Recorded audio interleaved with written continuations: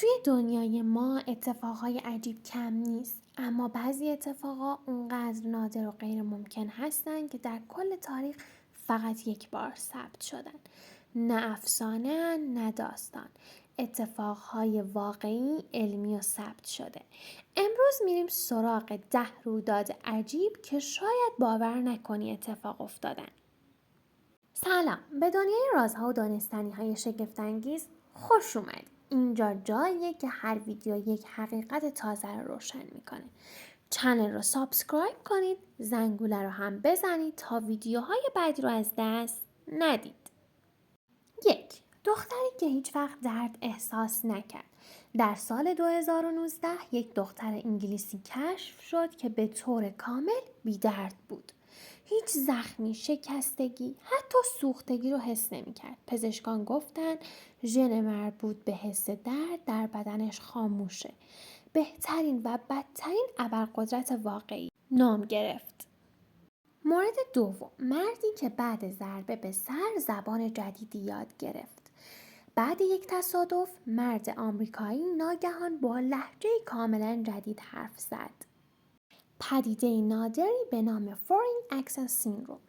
مغز زبان رو رست کرده بود در واقع. 3. رعد و برق کروی واقعی ضبط شد. رعد و برق کروی سالها افسانه بود تا اینکه دوربین‌های چین اون رو واقعا ضبط کردن. یک توپ نورانی شناور که چند ثانیه حرکت کرد و ناپدید شد. 4. بارش ماهی از آسمان فقط در سال 1998 در هندوراس اتفاق افتاد. هزاران ماهی از آسمان ریخت. واقعه ثبت شده و افسانه‌ای در کار نیست و هیچ توضیح قطعی هم براش وجود نداره. 5. انسانی که 12 دقیقه بدون اکسیژن زنده ماند. در یک حادثه مردی در آب یخزده گیر کرد و 12 دقیقه کامل بدون اکسیژن زنده ماند.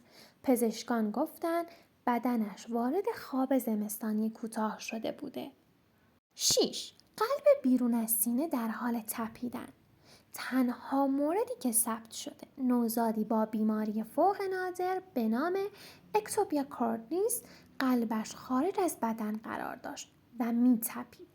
یکی از تکان دهنده ترین صحنه‌های تاریکی پزشکی است. 7. صدای مرموز فضا فقط یک بار ضبط شد.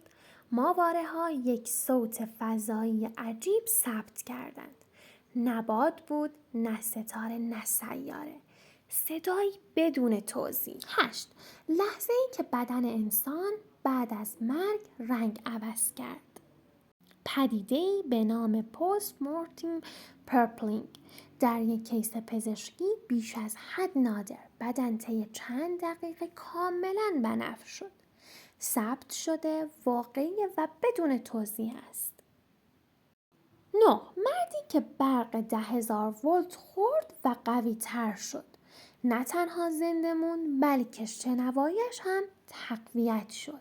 پدیده‌ای که هیچ توضیح علمی و قطعی نداره. و مورد آخر بارش خون واقعی. فقط در کرال هند سال 2001 باران قرمز مثل خون بارید. نمونه ها آزمایش شدن. منشأش هیچ وقت قطعی نشد.